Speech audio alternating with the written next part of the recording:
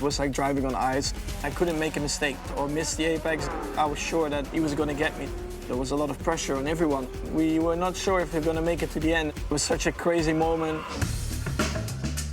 I'm Max Verstappen. This is the story behind becoming the youngest race winner in Formula 1.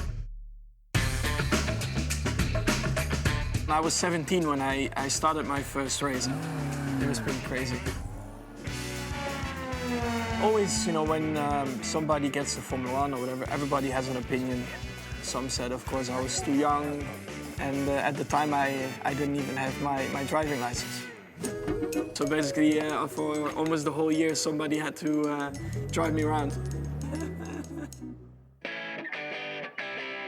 I was at my mom's house, and she suddenly said to me, Max, don't you think it's time to get your driving license? So yeah, it was funny. I mean, they knew, of course, I was in Formula 1.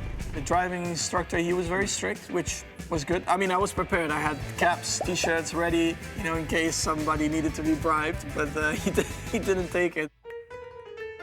I only made 2 mistakes, I think. Instead of turning right, I went left, and I didn't give way, he said, but for me, it felt like the car was still a long way away, so that was up for discussion. Have you learned how to drive a manual yet? Well, it's not my favorite thing to drive a manual. So the story of the switch between Toro Rosso and Red Bull.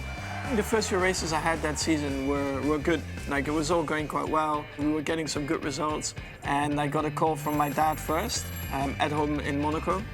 And he was like, Max, I think maybe there's a chance you're driving for Red Bull the next race. And I was like, well, you're crazy. Like, what are you talking about? You know, I'm a Toro Rosso. And I didn't believe my dad. So he hung up. And then, of course, at one point, Helmut, I think it was on the Tuesday, he said, you have to come to Graz. So we went for lunch, and, you know, the hour went by, and nothing was, I was like, why are we here, you know? There's nothing coming out.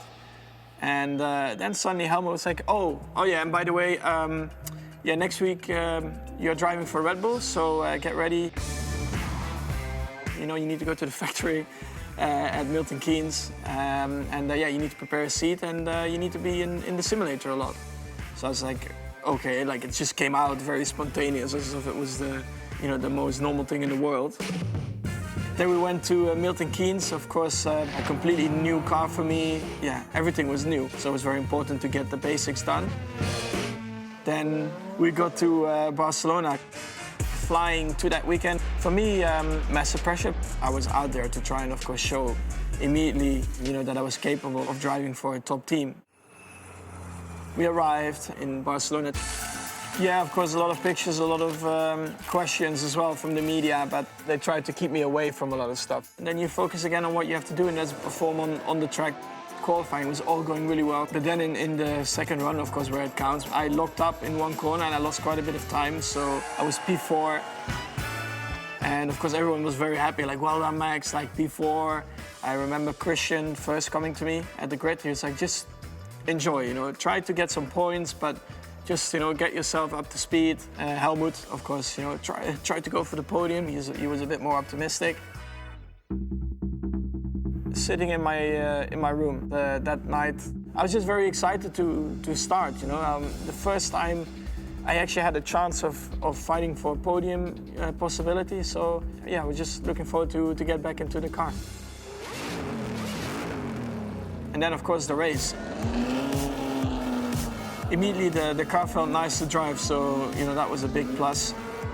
And then, big shock, the 2 Mercedes cars, they crash into each other. And suddenly, I was into P2. So I was like, well, worst case, I finished 4th, and best case, I'm on the podium. But then, when we went on into the race, so I was in the lead, and I had Kimi behind me. Throughout the race, the tires always wear quite a lot, so we were not sure if we were going to make it to the end. Yeah, the last 10, 15 laps, I was like driving on ice. My rear tires, they were pretty gone, but of course I could see Kimi behind me was also struggling a bit to stay close, so I couldn't make a mistake. As soon as I would lock up a little bit or miss the apex, I was sure that he was going to get me. I also even started, I think, cramping a little bit with like 5 laps to go just because of the excitement and the focus. It was pretty crazy. Like I was literally counting the laps at the end. There was a lot of pressure. My dad was getting so excited throughout the race that his nose started bleeding. Yeah, I can't even imagine how he was sitting in my driver room, you know, watching the final few laps unfold. It was very important at the time in the last chicane in Barcelona to always have a good exit. And once I went through the final chicane to start the last lap, and I knew that I nailed it, and I knew that Kimi wouldn't pass me. So I became the youngest race winner in Formula 1.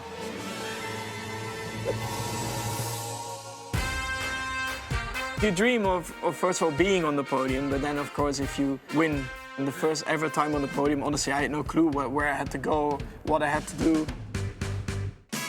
When I crossed the line, it was such a crazy moment hearing Christian say, "Verstappen, you're a race winner," which he, you know, always says to a driver who first won. My engineer came onto the radio. I mean, I think he was shocked himself of what just happened.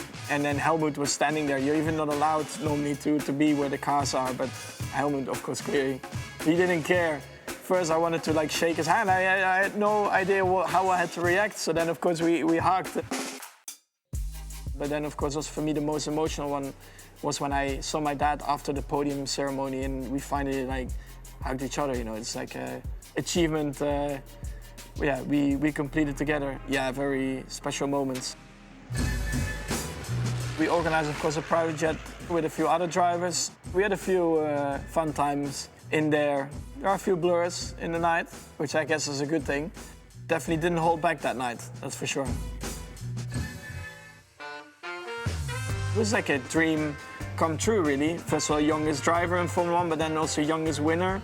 And then it's quite funny when you think about after 2015, they did change the rules that you have to be at least 18 to start your first race in Formula 1. I think that's the best achievement.